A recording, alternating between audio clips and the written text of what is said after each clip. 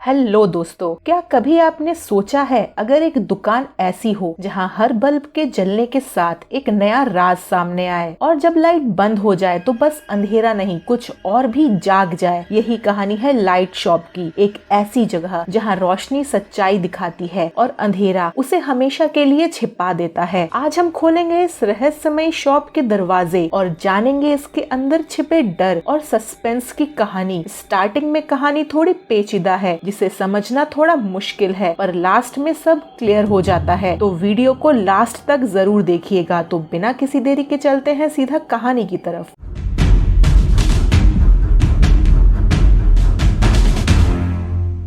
Light shop episode first की शुरुआत एक औरत से होती है जो एक ब्राइटली लिट लाइट शॉप के सामने खड़ी थी जो एक अंधेरी गली में सुनसान जगह पर था। फिर दृश्य बदलता है किम ह्यून मिन की ओर जो काम से घर लौट रहा होता है। रास्ते में उसे हर रोज एक औरत दिखती है, ली जी योन, जो अपने सामान के साथ बस स्टॉप पर बैठी रहती थी। एक बारिश वाली शाम को वो फिर से वहीं दिखती है। इस बार ह्यून मिन उसके पास जाता है। जी योंग जिद करती है कि वो बारिश से बचने के लिए उसके घर में शेल्टर लेना चाहती है और थोड़ी झिझक के बाद ह्यून मिन उसे अपने घर आने की अनुमति दे देता है। इस बीच एक हॉस्पिटल के आईसीयू वार्ड में कोंग ह्यन जी, एक नर्स जो खुद एक ट्रॉमेटिक एक्सीडेंट के बाद आईसीयू में कुछ समय बिताने के बाद अब ठीक हो चुकी थी और अब एज अ नर्स वहाँ काम कर रही थी। वो एक अजनबी आदमी को देखती है जो वार्ड में इधर उधर घूम रहा था और वो उससे मॉर्ग का रास्ता पूछता है। कुछ देर बाद एक क्रिटिकली इल पेशेंट अचानक से कोलैप्स होने लगता है। नर्सों को पता चलता है कि उसका ऑक्सीजन मास्क किसी ने हटा दिया था।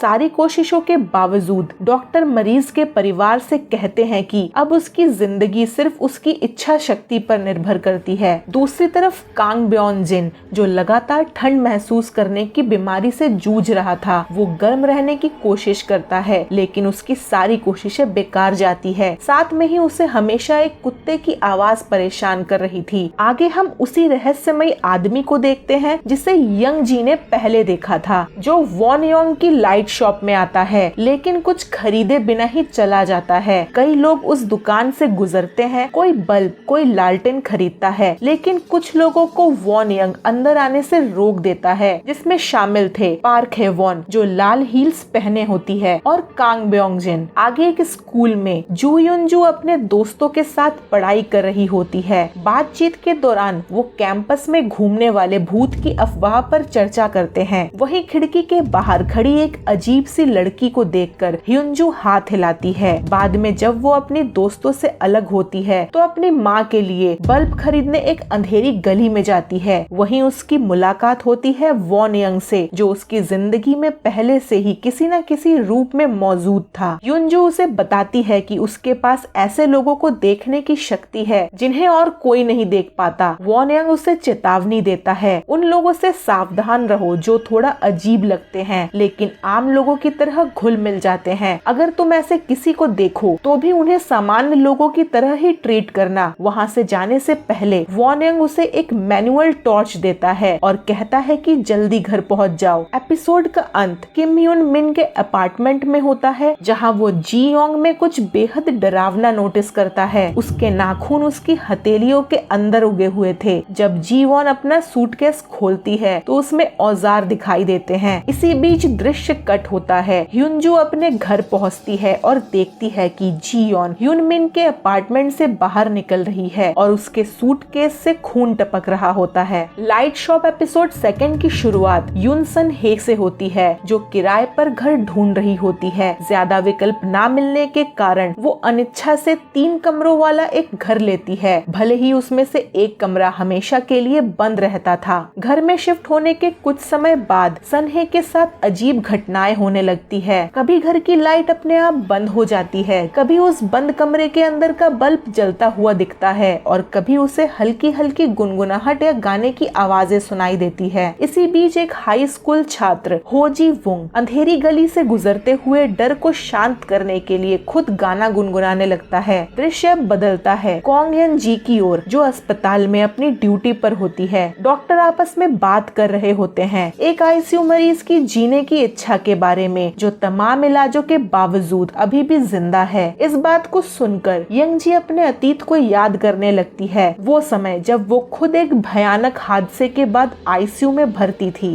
बाद में जब वो रेस्ट रूम में होती है तो उसे पास के केबिन से एक महिला की आवाज सुनाई देती है। शायद वो किसी मरीज की रिश्तेदार थी जो इच्छा शक्ति जैसी चीज पर सवाल उठा रही थी। यंग जी उससे सहमति जताती है और कहती है कि वो भी इस अवधारणा को पूरी तरह समझ नहीं पाती, लेकिन जैसे ही वो अपनी बात खत्म करती है वही महिला अचानक केबिन के ऊपर से चीखने लगती है और फिर चारों ओर सन्नाटा छा जाता है। डरी हुई यंग जी फिर भी खुद को संभाल लेती है। कहानी अब आगे बढ़ती है जहाँ युनजू की एक सहेली को उसकी बाकी की सहेलियां क्लास के बाद पीछे छोड़कर चली जाती हैं। बाहर तेज बारिश हो रही थी। कुछ देर बाद जब वो जागती है तो देखती है कि उसके पास एक दूसरी लड़की बैठी है। वो रहस्यमय अंदाज में पूछती है, क्या तुम भी उसे देख सकती हो? लेकिन जब वो कुछ जवाब नहीं देती तो वो लड़की चुप हो जाती है। तो यहाँ पे वो दूसरी लड़की युनजू के बारे में बात कर रही थी, जिसके बारे में हमें आगे पता चलेगा। वहीं युनजू स्कूल से निकलकर अपने घर जा रही थी, लेकिन उसे याद आता है कि उसकी माँ के लिए उसे बल्ब खरीदना है। अंधेरी गली से गुजरते हुए उसकी मुलाकात होती है एक अजीब औरत से, पार्क हेवोन, जो लाल हील्स पहने होती है। दोनों साथ चलते हैं, लेकिन युनजू नोटिस करती है कि हेवोन की परछाई और उसका शरीर अस्वाभाविक रूप से लंबा होता जा रहा है। घबराकर युनजू भागती है और लाइट शॉप पहुंचती है, जहां वो वॉन यंग को आवाज देती है। वॉन यंग उसे शांत करता है और उसे देखते ही हेवोन बिना कुछ कहे वहां से गायब हो जाती है। दूसरी ओर जीवुंग की मुलाकात ली जी योंग से होती है। वो उसे बताता है कि उसकी सनहे से मुलाकात बहुत अजीब थी। जब वो उसके घर के पास गाना गा रहा था तो सनहे ने उसे डांट दिया, लेकिन जो चीज जीवुंग को सबसे ज्यादा डराती है वो है सनहे के पीछे दिखती हुई एक परछाई। उसी समय सनहे के घर की सारी लाइटें बुझ जाती हैं और वो देखती है कि वही परछाई बंद कमरे के अंदर खड़ी है। डर के मारे वो भागने की कोशिश करती है, लेकिन बार बार खुद को उसी के घर में फंसा हुआ पाती है। इधर गली में जीवुंग को जी योंग में कुछ बेहद अजीब नजर आता है। उसके नाखून उल्टे उगे हुए थे और अचानक से जीवुंग की टांगे अजीब आकार की हो गई थी। वो भागने की कोशिश करता है, लेकिन वो चाहे जितनी दूर जाए वो बार बार उसी जगह लौट आता है, जैसे किसी जाल में फंस गया हो। एपिसोड का अंत होता है जब जी योंग लाइट शॉप में पहुंचती है। उसके सूटकेस से खून टपक रहा था और तभी एक डिटेक्टिव दुकान में दाखिल होकर वॉन यंग से एक सस्पेक्ट के बारे में पूछताछ करता है। लाइट शॉप एपिसोड 3 की शुरुआत होती है फ्लैशबैक से। ये घटना डिटेक्टिव सॉन्ग सिक के लाइट शॉप आने से 1 महीने पहले की है। एक महिला रात के समय जोरदार खटपट सुनती है। वो सोचती है कि ये उसका एक्स पार्टनर है और गुस्से में उसे चले जाने को कहती है। कुछ देर बाद वो सावधानी से दरवाजा खोलती है और दूर से चमकती हुई बिल्ली जैसी आंखें देखती है। इसके बाद वो मारी जाती है। दृश्य बदलता है और डिटेक्टिव सॉन्ग सिक महिला के एक्स पार्टनर को पकड़ लेते हैं जो भाग रहा था। शुरुआत में ऐसा लगता है कि मामला सुलझ गया, लेकिन जब सॉन्ग सिक अपने केबिन में एक अन्य मामले की जांच कर रहा होता है तो उसे एक बुजुर्ग व्यक्ति की शांतिपूर्ण मौत की खबर मिलती है। हालांकि इसे नेचुरल डेथ माना जा रहा था, पर सॉन्ग सिक को ये सस्पिशियस लगता है, खास तौर पर जब वो मौके के पास फर्श पर रेक्टेंगुलर निशान देखता है। जांच के दौरान वो आसपास के चाइनीज फूड डिलीवरी रेस्टोरेंट्स की जांच पड़ताल करता है और लास्ट में एक अनरजिस्टर्ड इटरी पर पहुंचता है। सॉन्ग सिक को लगता है कि इसके मालिक का किसी हत्याकांड में हाथ हो सकता है और क्लू इकट्ठा करने के बाद वो वहां से निकल जाता है। कहानी अब आगे बढ़ती है। एक सड़क पर सस्पेक्ट एक महिला का पीछा कर रहा होता है। तभी सॉन्ग सिक बीच में आता है और उसे रोकता है। सभी के लिए चौंकाने वाली बात ये होती है कि वो महिला विला हत्याकांड की वही विक्टिम होती है। सॉन्ग सिक और वो सस्पेक्ट आदमी तेज आती कार के रास्ते में आ जाते हैं। सॉन्ग सिक देखता है कि सस्पेक्ट की आंखें बिल्ली जैसी चमक रही है। दृश्य कट होता है और हम देखते हैं सॉन्ग सिक को लाइट शॉप में, जहां वो वॉन यंग से सवाल कर रहा था कि क्या उसने उस सस्पेक्ट आदमी को देखा है जिसे सॉन्ग सिक ने पास्ट में खो दिया था। वही मौजूद जी योंग वहां से जाने लगती है, लेकिन सॉन्ग सिक को खून का एक निशान दिखता है और वो वो उसे रोकता है। जियोंग इसे पीरियड से जुड़ा मामूली मामला बताकर सफाई देती है और सॉन्ग सिक उसे जाने देता है। एपिसोड का अंत ये दिखाते हुए होता है कि जब सॉन्ग सिक दुकान में खड़ा होता है तो उसके पास एक बल्ब अजीब तरीके से ब्लिंक होने लगता है। लाइट शॉप एपिसोड 4 की शुरुआत होती है मॉर्टिशियन सुखुई से, जो एक डेड बॉडी को रेडी कर रहे थे। काम के दौरान एक अन्य मॉर्टिशियन अजीब आवाजों से डर जाती है जो डेड बॉडी से आ रही थी। सुखुई उसे पोस्टमार्टम गैस रिलीज समझकर नजरअंदाज करता है और मृत महिला से बात करता है। महिला बताती है कि वो अंदर से भयभीत है और आफ्टर लाइफ में जाने को लेकर डर रही है। इसी बीच ओ सियोंग वॉन, जो बारिश में पूरी तरह भीग चुका था, यंग जी का पीछा करता है जब वो अपने अस्पताल की शिफ्ट के लिए जा रही होती है। सियोंग वॉन पूछता है कि क्या गंभीर आईसीयू मरीज जाग सकते हैं और युंग जी उसे मरीज की इच्छा शक्ति की अवधारणा समझाती है। वो बताती है कि चिकित्सा स्टाफ ने हर संभव प्रयास किया है, अब बचना केवल मरीज की इच्छा शक्ति पर निर्भर करता है। सियोंग वॉन भावुक हो जाता है और रोने लगता है, जिससे एलिवेटर पानी से भर जाता है। लेकिन जैसे ही एलिवेटर का दरवाजा खुलता है वो क्षण अचानक से गायब हो जाता है, जिससे यंग जी हैरान रह जाती है। अस्पताल में नर्सें तय करती हैं कि बार बार भर्ती होने वाले शराबी मरीज को दूसरे वार्ड में ट्रांसफर किया जाए। यंग जी उसके साथ बात करती है जबकि उसकी कलीग्स इनकमिंग एक्सीडेंट विक्टिम्स को ट्रीट करने की तैयारी कर रही होती हैं। यंग जी उसे डिलीरियम के बारे में चेतावनी देती है जो दुर्घटना पीड़ितों को अनुभव होता है, और वो स्वीकार करती है कि वो भटकती आत्माओं को देख सकती है, यानी ऐसे लोग जो जीवन और मृत्यु के बीच फंसे हैं। वो ये भी कहती है कि इन आत्माओं और जीवित लोगों में अंतर सिर्फ ध्यान से देखने पर ही समझा जा सकता है। वो मरीज से विनती करती है कि वो अपनी सेहत का ख्याल रखे, क्योंकि हर किसी को कई मौके नहीं मिलते। बाद में यंग जी एक कोमा में पड़े आईसीयू मरीज के पास जाती है और देखती है कि उसके कान में रेत भरी हुई है। ये इशारा करता है कि उसका भयानक अतीत रहा है। वो लोन शार्क्स द्वारा जिंदा दफन किए जाने जैसा डरावना अनुभव कर चुका है, कर्ज ना चुकाने की वजह से। ये आदमी वही आत्मा है जिसने पहले मॉर्ग जाकर अपने परिवार पर बोझ ना डालने की कोशिश की थी, जिससे उसका फिजिकल बॉडी कंडीशन और बिगड़ गया था। आगे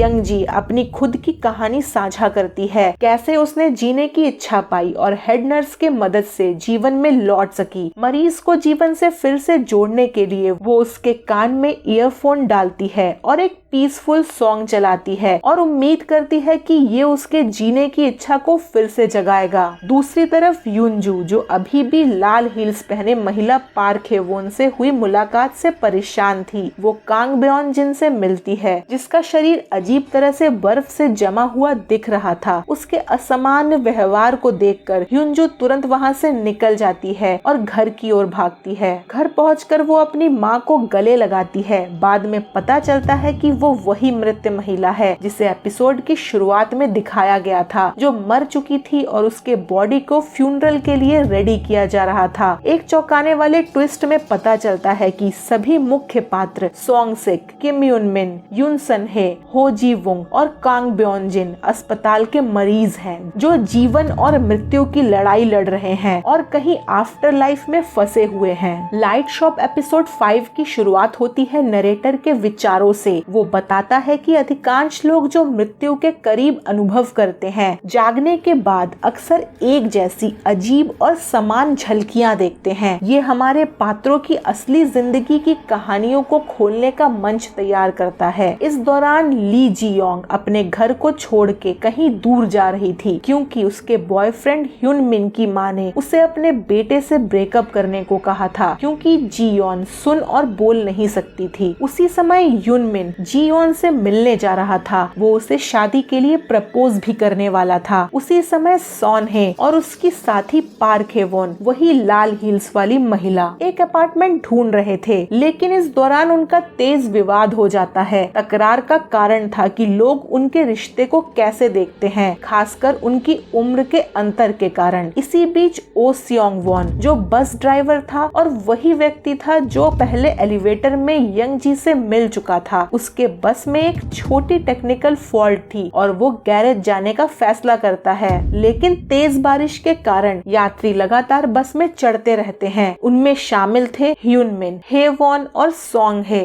कुछ ही समय बाद हो हो जी वोंग बस में चढ़ता है। उसके साथ ह्युनजू और उसकी माँ भी थे जो घर जा रहे थे। जब जीयोन ह्युनमिन से मिलने के रास्ते पर होती है तो वो देखती है कि बस पुल से नदी में गिर गई है। क्योंकि वो बोल नहीं सकती थी इसलिए वो किसी को इन्फॉर्म नहीं कर पाती और बेबस होकर उस त्रासदी को अनफोल्ड होते हुए देखती है। विक्टिम्स को इमरजेंसी वार्ड में ले जाया जाता है जहां बस ड्राइवर ह्युनजू की माँ और हेवॉन अपनी चोटों के कारण मारे जाते हैं। हेवॉन सानहे को बचाने की कोशिश करते हुए दुर्घटना में मारी गई थी और ह्युनजू की माँ भी ह्युनजू को बचाते हुए मारी गई थी। दुख और सदमे में ह्युनजू की माँ अपने फोन से जियोन को मैसेज करती है और उसे अपने बेटे के मौत का जिम्मेदार ठहराती है जबकि ह्युनमिन कोमा में था। जियोन स्पष्टीकरण देने से पहले अपनी गिल्ट और अपराध बोध से दबकर अपने अपार्टमेंट में आत्महत्या कर लेती है। पर तभी ह्युनमिन के पेरेंट्स फील करते हैं कि उन्होंने जियोंग को गलत इन्फॉर्मेशन देकर गलत किया है। पर जब तक वो उसे बताते कि उनका बेटा जिंदा है, जियोन खुद को फांसी लगा चुकी थी। पर वो उनका मैसेज देख लेती है और खुद को उस रस्सी से निकालने की कोशिश करती है जिसके वजह से उसके सारे नाखून टूट जाते हैं। पर वो फिर भी बच नहीं पाती और यही रीजन था कि जियोन के नाखून उसके हथेली के दूसरे साइड थे। तो यहाँ हमें समझ आ जाता है कि यहाँ चल क्या रहा है। एक्सीडेंट के बाद ये लोग आफ्टर लाइफ में फंसे हुए हैं। जो मारे गए हैं वो बचे हुए लोगों को वहाँ से निकालने की कोशिश कर रहे हैं। लाइट शॉप एपिसोड 6 की शुरुआत होती है मॉर्टिशियन जोड़ी से जो जियोन के शव को श्रद्धांजलि देते हैं। वो बताते हैं कि 3 डे वेक मरे हुए के लिए अंतिम मौका होता है अलविदा कहने के लिए। अब जियोंग जो कि अपने आफ्टर लाइफ में है और ह्युनमिन को बचाने की कोशिश कर रही है। वो एक आत्मा के रूप में सोचती है कि वो हमेशा बस स्टॉप पर ह्युनमिन का इंतजार करती है जहां ह्युनमिन उसे देखता है लेकिन पहचान नहीं पाता। रियल लाइफ में अगले दिन 2 लोग जियोन के घर में उसके सामान साफ करने आते हैं लेकिन उन्हें महसूस होता है कि वो पूरी तरह से वहाँ से नहीं गई है। हमें आगे दिखाया जाता है कि कैसे जियोंग ह्युनमिन से मिलना जारी रखती है लेकिन कुछ समय बाद वो बेहोश हो जाता था। जब ह्युनमिन बेहोश हो जाता था तब जियोन उसके चोट को सिलती थी ताकि ह्युनमिन जिंदा रह सके। ये खुलासा तब होता है जब कॉन यंग जी जियोंग की आत्मा को ह्युनमिन के बॉडी के पास रोते हुए पाती है और सुझाव देती है कि ह्युनमिन की जीवन की इच्छा पूरी तरह उसके अपने विल पावर पर डिपेंड करती है। इसी बीच दृश्य सोंग सिंग की ओर बढ़ता है। वो वॉन यंग को अपने और अपनी पत्नी के मिसकैरेज का दर्दनाक अनुभव बताता है। बातचीत खत्म करने के बाद सोंग सिंग अपने चारों ओर सूक्ष्म बदलावों को महसूस करने लगता है जैसे कि उसका लाइटर और उसका शारीरिक शरीर अलग दिखने लगे थे। वहीं ह्युनमिन के अपार्टमेंट में जियोंग लगातार उसके चोट को फिर से जोड़ने के लिए मेहनत करती रहती है। ये चीज ह्युनजू और उसकी माँ जो उनके पड़ोसी थे वो देख लेते हैं। दूसरी तरफ यंग जी जिसमें आत्माओं को देखने की क्षमता है वो एक बुजुर्ग दादी से बात करती है जो अपने परिवार के दुख पर रो रही थी हालांकि वो मर चुकी थी। आगे हम सोनहे को देखते हैं जो अपने किराए के घर में छिपी रहती है और अभी भी डर से जूझ रही है। वो हेवॉन के साथ अपने रिश्ते को याद करने लगती है और धीरे धीरे कड़वे सच्चाई को स्वीकार करती है कि हेवॉन अब नहीं है। दुख से अनुभूत होकर सोनहे टूट जाती है और रो पड़ती है जबकि हेवॉन की आत्मा उसे अंतिम बार गले लगाती है। अंत में सोंग सिक की जासूसी प्रवृत्ति सक्रिय हो जाती है और वो उन कड़ियों को जोड़ने लगता है जो उसने देखा था। वो वॉन यंग के लाइट शॉप में वापस जाके उससे सवाल करता है और पूछता है उस रहस्यमय जगह के बारे में जहां रात कभी खत्म नहीं होती थी। एपिसोड का अंत होता है जब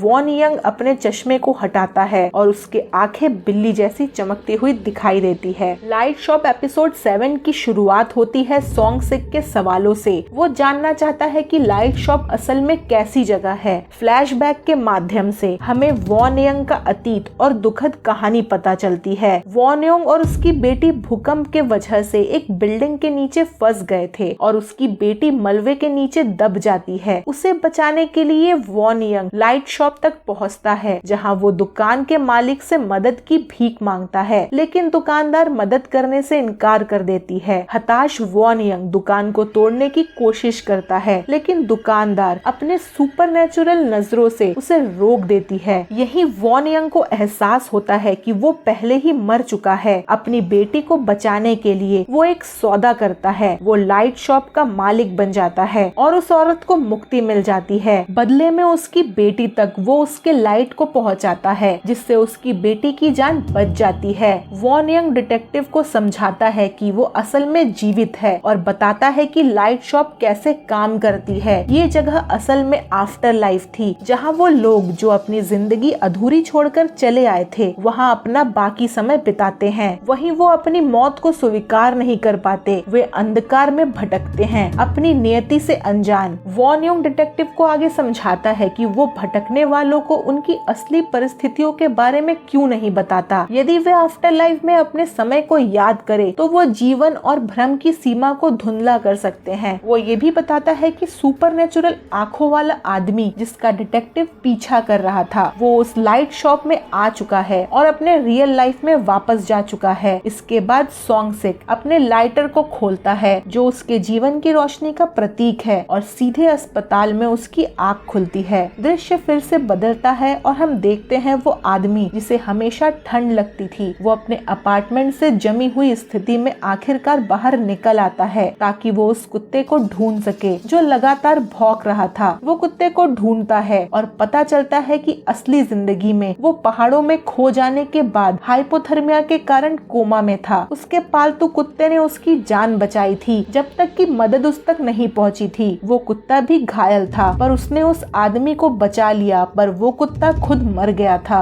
जैसे ही आदमी इस घटना को याद करता है वो कुत्ते का पीछा करता है और लाइट शॉप तक पहुंचता है जहां वो सफलतापूर्वक अपने झिलमिलाते बल्ब को पहचान लेता है और उस अंधेरी दुनिया से बाहर निकल आता है। इसी बीच यंग जी को अस्पताल में नई नर्स को ट्रेनिंग देने का काम सौंपा जाता है। वो आईसीयू मरीजों की परिस्थितियों को समझाती है। युनजू एक आंतरिक चोट झेल रही थी जिसे उसकी माँ ने दुर्घटना के समय बचाया था। वहीं हेवॉन सॉनहे को बचाते हुए मारी गई थी। दूसरी ओर युनजू अपनी माँ की बात नहीं सुनती और उन पे गुस्सा कर बैठती है। उसकी माँ ये सब देख के घर से बाहर चली जाती है। उसी समय हेवॉन सॉनहे से कहती है कि वो अपनी रोशनी लाइट शॉप में ढूंढे। यंग जी नई नर्स को बताती है कि क्यों उसने मरीज के कान में म्यूजिक वाले ईयरफोन्स लगाए हैं, क्योंकि वो मानती थी कि संगीत उसे जीवन में लौटने की प्रेरणा देगा। इसी दौरान वो आदमी जो मॉर्ग की ओर जा रहा था संगीत सुनकर अपना रास्ता बदल देता है। थोड़ी देर बाद अस्पताल के स्टाफ को पता चलता है कि बस ड्राइवर ओ सियोंग वॉन का निधन हो गया है।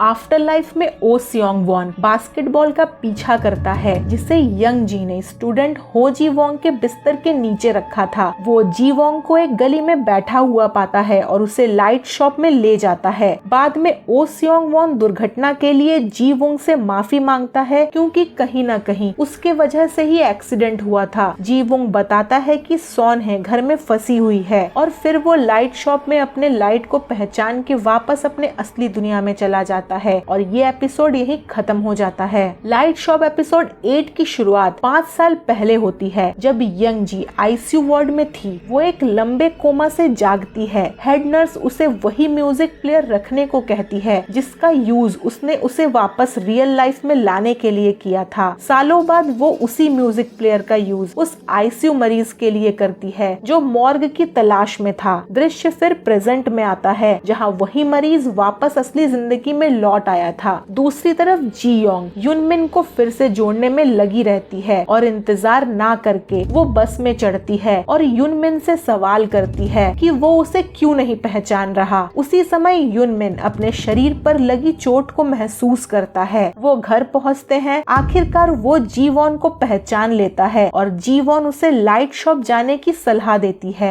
इसी बीच बस ड्राइवर सियोंग वॉन सॉनहे के घर पहुंचता है। वहाँ हेवॉन उसे युनजू के अपार्टमेंट का रास्ता दिखाती है और मदद मांगती है। वहाँ सियोंग वॉन युनजू की माँ से मिलता है और माफी मांगता है। उसे पता चलता है कि युनजू की माँ बोल नहीं सकती क्योंकि उसके मुंह में कॉटन भरा हुआ था जो उसके फ्यूनरल के कारण था। बाद में वो लाइट शॉप पहुंचती है और वॉन यंग से मदद मांगती है कि वो युनजू तक बल्ब पहुंचाए। वॉन यंग स्टार्टिंग में मना कर देता है, लेकिन जब युनजू की माँ उसके कैंडी की ओर इशारा करती है और उसे एहसास होता है कि वो उसकी बेटी है जिसे बचाने के लिए उसने खुद को इस लाइट शॉप में बरसों से कैद कर रखा है। दूसरी ओर युनजू ये देखकर कि उसकी माँ घर पर नहीं है उन्हें ढूंढने के लिए वो बाहर निकलती है और सियोंग वॉन से मिलती है। वो उसे वहाँ हो रहे हर चीज को समझने में मदद करता है जो उसने पहले कभी महसूस नहीं किया था। बाद में ह्यूनजू की माँ बल्ब के साथ लौटती है, लेकिन ह्यूनजू इसे लेने से इनकार करती है और अपनी माँ के साथ रहने का डिसीजन लेती है। पर उसकी माँ उसके ना चाहते हुए भी उसे उसका बल्ब दे के वापस असली दुनिया में भेज देती है। इसी बीच शॉनहे लाइट शॉप जाती है और अपना बल्ब ढूंढ निकालती है। उसका शारीरिक शरीर थोड़े समय के लिए चेतना प्राप्त करता है। फिर शॉनहे जानबूझकर बल्ब तोड़ देती है जिससे उसका शरीर मर जाता है। वो हेवॉन के पास लौटती है और दोनों अपने लास्ट समय को आफ्टर लाइफ में एक साथ बिताने का निर्णय करते हैं। दूसरी जगह जियोन देखती है कि ह्यूनमिन लाइट शॉप में प्रवेश करता है, अपना बल्ब लेता है और वास्तविक दुनिया में लौट जाता है। जी योंग प्रॉमिस करती है कि वो उसको फॉलो करेगी। 3 महीने बाद असली दुनिया में जीवुंग सफलतापूर्वक ठीक हो जाता है और अस्पताल से छुट्टी लेता है। लाइट शॉप में नए बल्ब्स आते हैं जो 2 दुनिया के बीच फंसे हुए दुर्घटना पीड़ितों का प्रतिनिधित्व करते हैं। सुंग वॉन आफ्टर लाइफ में बस ड्राइवर के रूप में काम करता रहता है। सॉनहे और हेवॉन ऑर्डिनरी कपल की तरह एक साथ रहते हैं और यूही ह्यूनजू की माँ अपना समय वॉनयंग, उसके पिता और उनके अडॉप्टेड कुत्ते के साथ बिताती है। वास्तविक दुनिया में ह्यूनजू स्कूल लौट आती है, लेकिन सामान्य जीवन के अनुकूल होने में संघर्ष करती है। वहाँ वो एक आत्मा से मिलती है, एक स्टूडेंट जिसे हमने दूसरे दुनिया में देखा था, जो उसकी मदद मांगती है। ये वही आत्मा थी जिसने ह्यूनजू की एक सहेली से पूछा था कि क्या वो भी ह्यूनजू को देख सकती है, क्योंकि वो उस टाइम आफ्टर लाइफ में फंसी हुई थी और एक नॉर्मल इंसान आफ्टर लाइफ में फंसे आत्मा को नहीं देख सकता। इसी बीच सॉन्ग सिक अब वास्तविक दुनिया में लौटकर उस आदमी से मिलता है जिसे वो सस्पेक्ट कर रहा था। वो बताता है कि वो वास्तविक दुनिया में भटकती आत्माओं को ढूंढकर आफ्टर लाइफ में भेजने का काम करता है, लेकिन वो अनजाने में उस बूढ़े आदमी के मर्डर में उलझ गया। वो आगे बताता है कि बूढ़े आदमी को खाना पहुंचाने के दौरान उसे गलती से आरोपी मान लिया गया था। सॉन्गसिक भूत को पकड़ने का काम अपने कंधों पर ले लेता है और भटकती आत्माओं को आफ्टर लाइफ में लौटाने वाला डिटेक्टिव बन जाता है। वो यंग जी को एक खतरनाक आत्मा से भी बचाता है। उसी समय यूनमिन की सेहत बिगड़ती रहती है। वो व्हीलचेयर की हेल्प लेता है क्योंकि वो एक्सीडेंट के बाद अब चल फिर नहीं सकता था और अभी भी वो जियोन को याद नहीं कर पा रहा था। जियोंग मोर्टिशियन से अपने दुख को साझा करती है, जो उसे समझाता है कि वो यूनमिन से अभी भी अटैच है, पर अब वो उसकी दुनिया में वापस नहीं जा सकती और उसे शांति पाने की आवश्यकता है। हालांकि जियोन आगे नहीं बढ़ पाती और उसकी भटकती हुई आत्मा यूनमिन के पास जा पहुंचती है। आफ्टर क्रेडिट सीन में सॉन्गसिक स्कूल कोलैप्स घटना के एक विक्टिम से मिलता है जिसका नाम हीसू था और वो एक भूतिया इमारत में रहा करता था और ये सीरीज यही खत्म हो जाती है। तो अब बात कर लेते हैं इस सीरीज के कुछ फैक्ट्स की। इस सीरीज की पूरी कहानी रहस्यमय दुनिया के चारों ओर घूमती है, लेकिन अंत में पता चलता है ये कोई असली दुनिया नहीं बल्कि लाइफ और डेथ के बीच की जगह है। ये वो स्थान है जहां आत्माएं तब पहुंचती हैं जब उन्होंने अपनी मौत को स्वीकार नहीं किया होता। यहाँ वे अपने सबसे गहरे डर, पछतावे और अधूरे रिश्तों से सामना करती हैं। इसीलिए हर ग्राहक वही होता है जिसके मन में कुछ अधूरा बाकी होता है और दुकान का मालिक वॉनयंग उन्हें उस रास्ते पर भेजने का मार्गदर्शक है। वॉनयंग को शुरुआत में एक शांत रहस्यमयी व्यक्ति के रूप में दिखाया गया है। वो जानता है कि कौन जिंदा है और कौन मर चुका है। वो हर आत्मा से बिना जज किए बात करता है और बस इतना ही कहता है, लाइट तभी जलती है जब दिल सच्चा हो। लेकिन आखिरी एपिसोड में एक बड़ा खुलासा होता है। वॉनयंग खुद भी इंसान नहीं था, वो एक आत्मा था जो सालों पहले एक हादसे में मारा गया था और अब उसी बीच की दुनिया में फंस गया है जहां उसका काम है दूसरों की आत्मा को आगे बढ़ाना। पूरी सीरीज में लाइट सबसे बड़ा प्रतीक है। ये सिर्फ भौतिक रोशनी नहीं बल्कि सत्य और आत्म स्वीकृति का प्रतीक है। जब कोई आत्मा सच स्वीकार करती है, लाइट तेज हो जाती है। जब कोई झूठ बोलता है या सच्चाई से भागता है, बल्ब टिमटिमाता है और जब आत्मा शांति पाती है, लाइट स्थिर हो जाती है। तो दोस्तों, यही थी लाइट शॉप की कहानी। एक ऐसी दुकान जहां बल्ब सिर्फ दीवारों को नहीं, आत्माओं को भी रोशनी देती है। आपको अगर मेरी एक्सप्लेनेशन अच्छी लगे तो भूले बिना वीडियो को लाइक करें, मेरे चैनल को सब्सक्राइब करें, वीडियो को शेयर करें और कमेंट करके जरूर बताएं कि आपको ये वीडियो कैसी लगी। मिलते हैं अगले वीडियो में, तब तक के लिए बाय बाय।